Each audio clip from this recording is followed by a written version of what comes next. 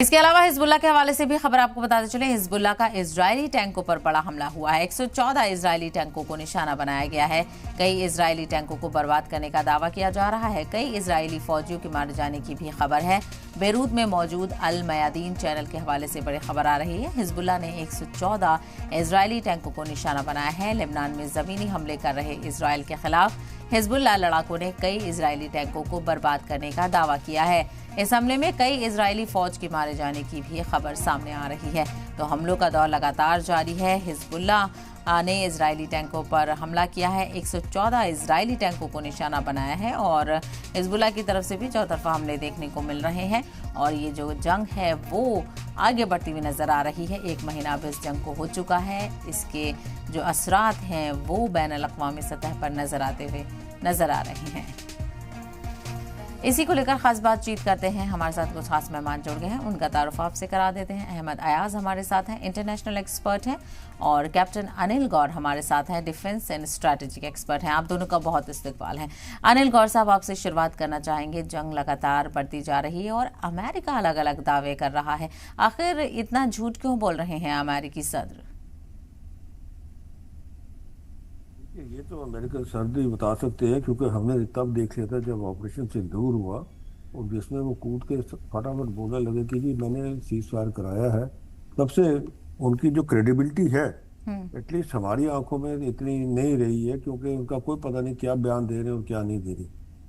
अभी यहाँ देख लीजिए कब से वो बयान करे जा रहे हैं कि देखिए जी बस ये ईरान जो है बातचीत करने को तैयार है, वो उसकी जो वो हमने उसकी लीडरशिप हटा दी है, सब कुछ कर दिया है, उनके तहस नहस कर दिया है, बस और ख़त्म होने वाला है, बस ये सीज फायर हमने इसीलिए किया है। सारी बातें होती है, पर आज आके फिर वही आ जाती है बात, वहीं की वहीं ख़त्म होती है कि ईरान फिर पलटवार करता है। तो जो अमेरिकन सदर ने कहा तो वो झूठा ही साबित होता है।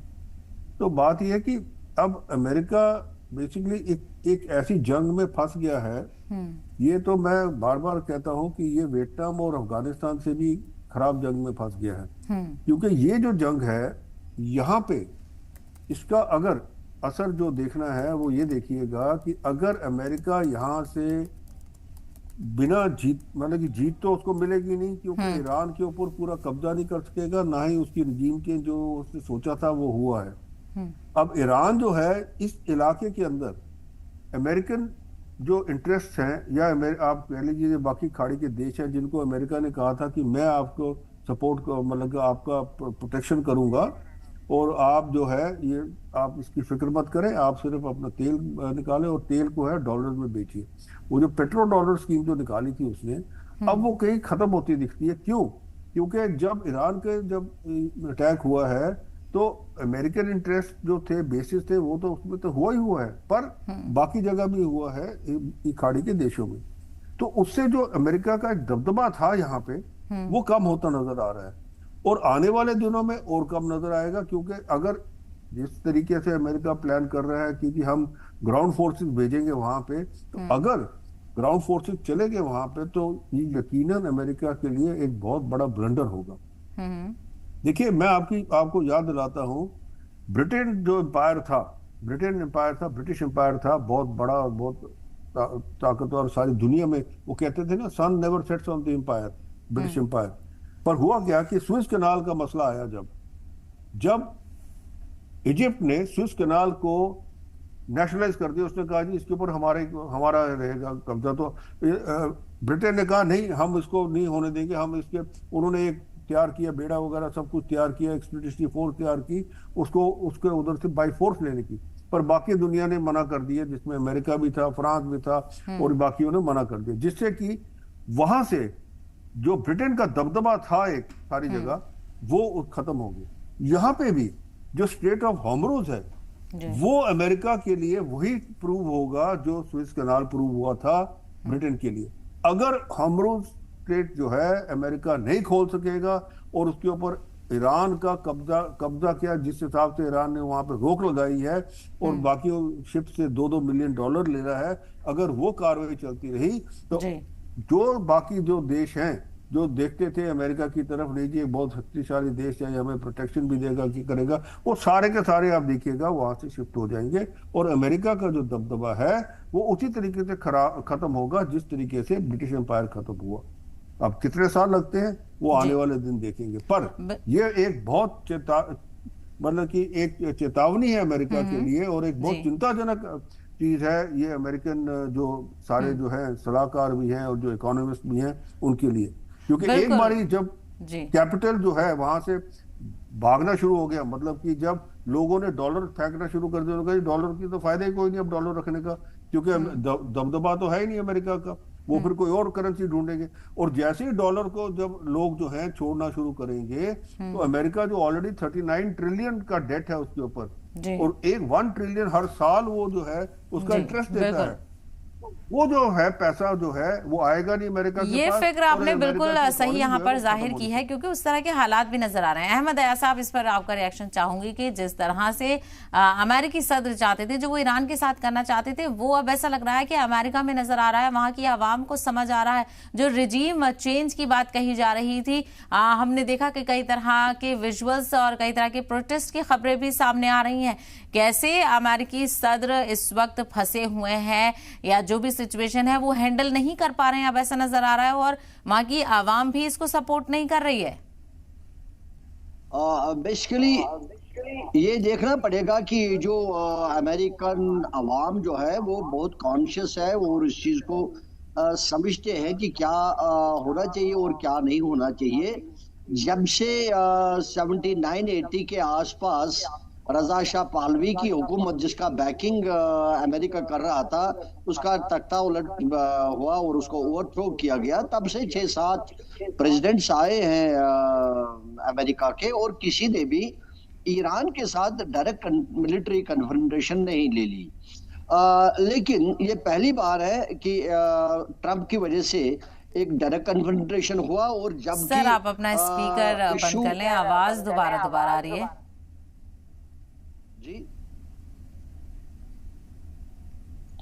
तो जबकि अमेरिका का कोई डायरेक्ट कोई एमिनेंट थ्रेट नहीं है ईरान की तरफ से, शायद इसराइल की वजह से वो इसमें घुस गया, और ये जाने बगैर कि इसके ग्लोबल कॉन्सिक्वेंसेस क्या रहेंगे, शायद अंदाजा नहीं था अमेरिका को भी कि इतना रिटेलिएशन हो जाएगा ईरान की तरफ से। तो उसको चलते जो सिचुएशन अब बन गई है, अमेरिका के लोग भी शायद इस चीज को महसूस कर रहे हैं कि ये ऐसा करने की कोई जरूरत नहीं थी। तो वो एक वजह बन रहा है। एक तो ग्लोबली भी अमेरिका की रेपुटेशन पर आंच आ जाएगी, क्योंकि ये जो डिसीजन लिया गया और जिस तरीके से इसको हैंडल किया जा रहा है, सही तरीके से नहीं हुआ, ना शायद अमेरिका को ऐसे करने की जरूरत थी। अब चूंकि ग्लोबली इसका इम्पैक्ट हो रहा है, और दूसरा अमेरिका के अंदर भी पोजीशन चेंज होने के चांसेस है, इन द सेंस कि लोगों में शायद ये सोच आ रहा है कि जो ट्रंप ने किया ये शायद सही नहीं था।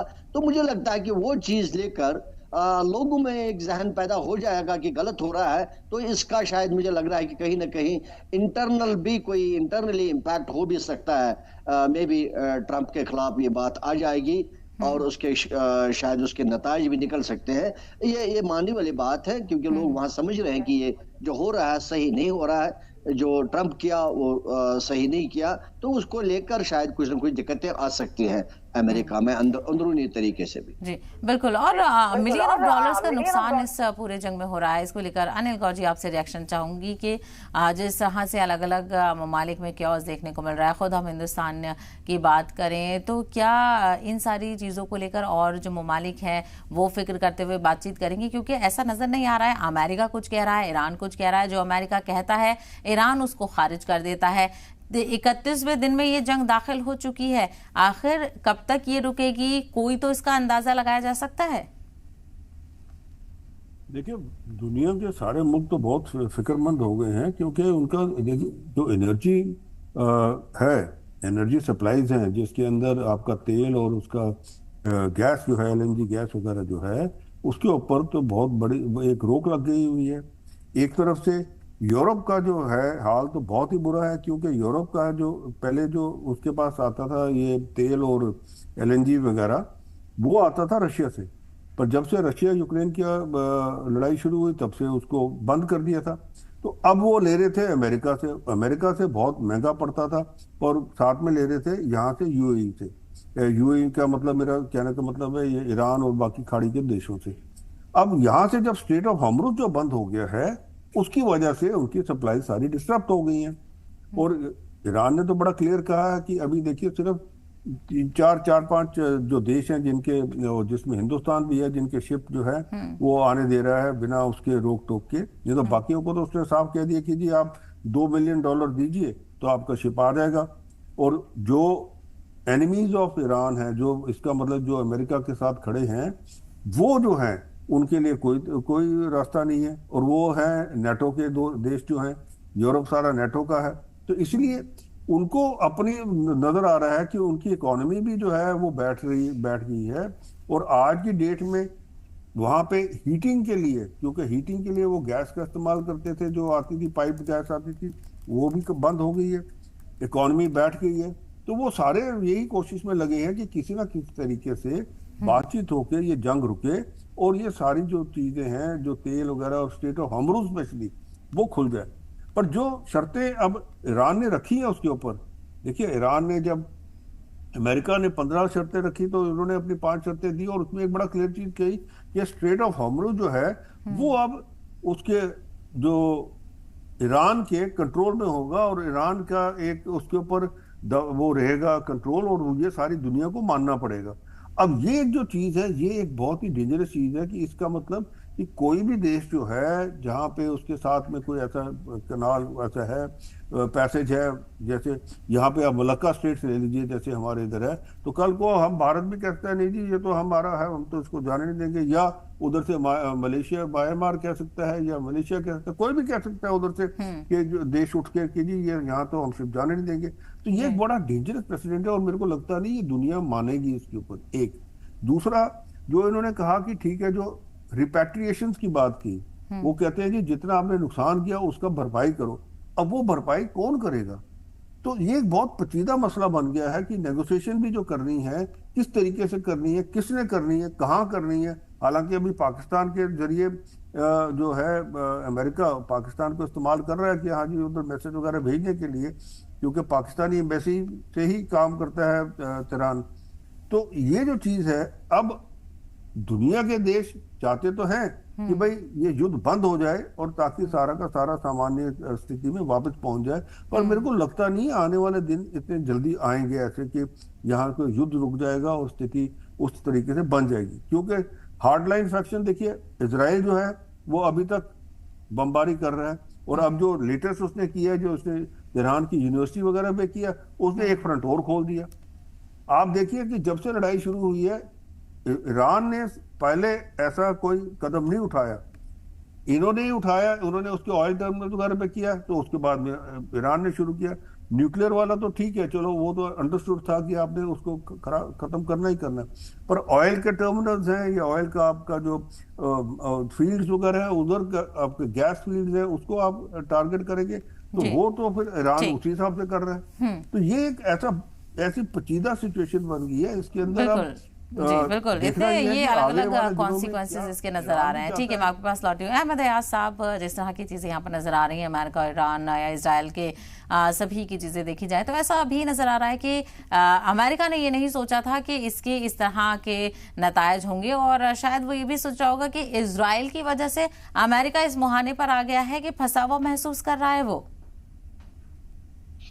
बिल्कुल, क्योंकि अमेरिका का इसमें डायरेक्टली कोई अपना इशू तो है ही नहीं कि जहां उनको ये लगे कि अमेरिका को कोई इसका थ्रेट हो सकता है, कि जो नॉर्मली किसी भी कंट्री के हेड का कंसंट्रेशन होता है कि अगर उसके, क्योंकि उसका मुल्क की दिफा की बात है, मुल्क अपने मुल्क के मामलात की बात है, तो चूंकि अमेरिका का कोई डायरेक्टली कोई इशू नहीं था, जैसे मैंने कहा 79-80 के आसपास जो इशू हुआ था, वो भी कम से कम उसके ऊपर भी कोई कन्फ्रंटेशन आज तक नहीं हुई, डायरेक्ट मिलिट्री कन्फ्रंटेशन।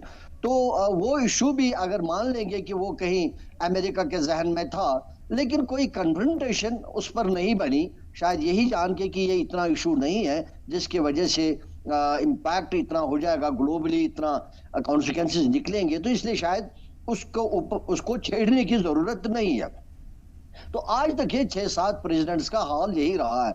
अब चूंकि इसराइल की वजह से जो लग रहा है अमेरिका इन्वॉल्व इसमें हो गया और अपना कोई उसमें इंटरेस्ट नहीं है, मुल्क का इंटरेस्ट, तो नेचुरली जो अमेरिकन है वो इस चीज को महसूस करेंगे कि हम अपने मुल्क को दूसरे की गैर जरूरी वजहात की वजह से अपने मुल्क को नहीं फंसा सकते हैं, क्योंकि अमेरिका की एक पोजीशन रही है बहस जो सुपर पावर, एक रेपुटेशन रही है, और वो रेपुटेशन अब घटती हुई दिख रही है ग्लोबली। हर एक ग्लोबली महसूस करता है कि अमेरिका का जो एग्रेशन है ये शायद सही नहीं था, नहीं करना चाहिए था। और उसके अलावा अगर मान लेते कि कहीं ना कहीं अमेरिका इसमें कामयाब हो जाता तो चलो फिर भी मान लेते कि भाई all is well that ends well. अब वो भी नहीं हो रहा है, उल्टा ये मामला जबरदस्त फंस गया।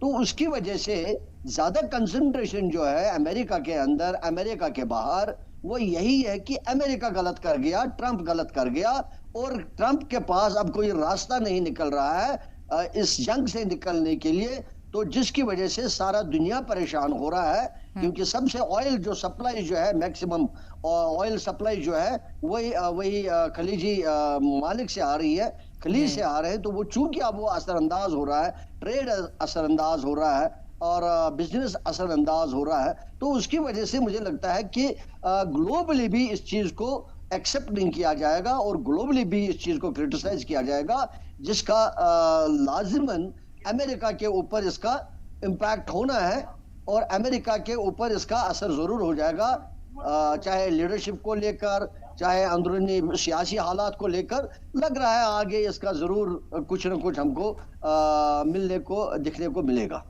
बिल्कुल, और ये सारी चीज़ें भी देखने को मिल रही हैं और किस लेवल पर बातचीत हो भी रही है या नहीं हो रही है, इस तरह के दावे और वादे ही देखने को मिल रहे हैं। अनिल सर, क्योंकि हम देख रहे हैं कि अब ये जो जंग है वो बसी हो रही है, यूनिवर्सिटीज़ पर भी अब हमने होने लगे हैं और वार पलटवार को लेकर दोनों इतने ज़्यादा एग्रेसिव नज़र आ रहे हैं। अमेरिका कुछ कहता है, फिर ईरान उसको लेकर कहता है कि हम इसका और तगड़ा पलटवार करेंगे, यूनिवर्सिटीज़ तक भी पहुंची है। और फिर जो ग्राउंड ऑपरेशन है उसको लेकर आपको क्या इम्कान लग रहे हैं कि हालात यहां तक पहुंचेंगे?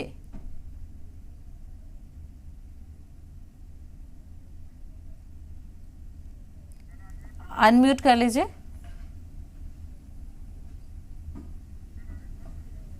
अब आ रही है आवाज? हाँ जी, हाँ जी, बोलिए। हाँ, जैसे मैंने पहले कहा आपको कि देखिए, अगर ग्राउंड इन्वेजन अमेरिका करेगा तो ये उसके लिए उससे बड़ी गलती होगी जो उसने वियतनाम में और अफगानिस्तान में, इराक में की, उससे भी बड़ी गलती होगी ये। क्यों?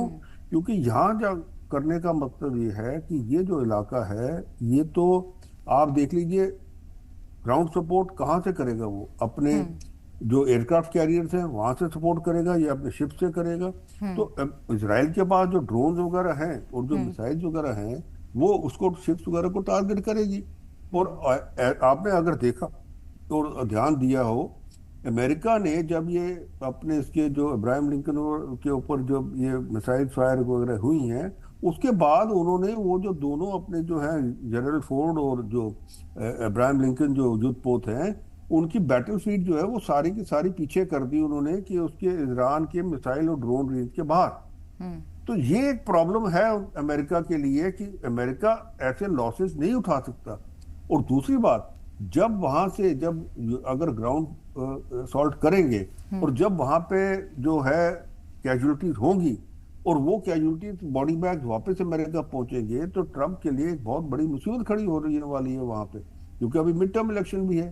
तो ये जो चीज है, ये एक मैं कहूँगा ग्राउंड जो अटैक है उसका, ग्राउंड फोर्सेस भेजने का जो ये सोच कर रहे हैं, ये एक बहुत ही नासमझी चीज कर रहे हैं। क्योंकि आईआरजीसी पूरा तैयार है। देखिए, आईआरजीसी के 3-4 मिलियन जवान हैं, इसमें कोई दो राय नहीं है, तो आप कितने भेजेंगे उधर और क्या करेंगे उधर? अगर आपने सपोज खर्ग आइलैंड ले भी लिया तो कल को वो बम्बार्डमेंट करेंगे आर्टिलरी वगैरह की, तो जितने वहां खर्ग आइलैंड में लोग हैं तो वो तो शहीद हो जाएंगे। तो फिर उसका जवाबदारी कौन देगा अमेरिका के अंदर? तो ये एक प्रॉब्लम बहुत बड़ी है। और मेरे को जी। लगता है इससे अच्छा कि ग्राउंड ये जो फोर्सेस भेजने से अच्छा हम्म। यही किया जाए कि किसी ना किसी तरीके से यहाँ पे जो है बातचीत का दौर शुरू हो, और हम्म। ये बातचीत करके ही ये सारा मसला जो है एक नतीजे में पहुंचे। उसके अंदर अब जो डिमांड्स हैं उस डिमांड्स का आपस में आदान प्रदान करने के बाद में, उसको कहते हैं ना कि नेगोशिएशंस करने के बाद में एक तरीका बन जाए। और दूसरी बात, एक चीज बड़ी क्लियर है जो ईरान ने की कि बातचीत करने से पहले सारी जो हॉस्टाइलिटीज हैं वो बंद होनी चाहिए, ईरान के खिलाफ भी और बाकियों के खिलाफ भी। इसका मतलब जो हिजबुल्ला, हूती और आपका जो ये हमास है, इसके खिलाफ जो आप इजराइल कार्रवाई कर रहा है वो भी बंद होनी चाहिए। तो ये ऐसी एक चीज है ना, आप देखिए दो अपोजिंग साइड्स पे खड़े हो गए हैं, और अब उसको किस तरीके से आप उसको मिडिल ग्राउंड आप ढूंढेंगे इसका, अब ये डिपेंड करेगा। और तीसरी बात ये है कि ईरान ने बड़ा क्लियर कहा है कि वो अमेरिका के ऊपर विश्वास नहीं करते। कहते कि 2 बारी हमने जब बातचीत करने की कर रही थी, चल रही थी, तो उसके बीच में ही इन्होंने अटैक किए, और ये बात सच है। तो इसीलिए वो अमेरिका की कोई बात मानने को तैयार नहीं है। जी। वो कहते हैं हमें गारंटीज ठीक। चाहिए। अब जी। वो गारंटीज कौन देगा, कौन सा देश देगा, या बिल्कुल कौन से बिल्कुल। मतलब कि आप दोनों का यूनाइटेड बहुत नेशन शुक्रिया तो इस आपको हवाले से पता है क्या बातचीत हाल है। करने के लिए और अपना कीमती वक्त देने के लिए।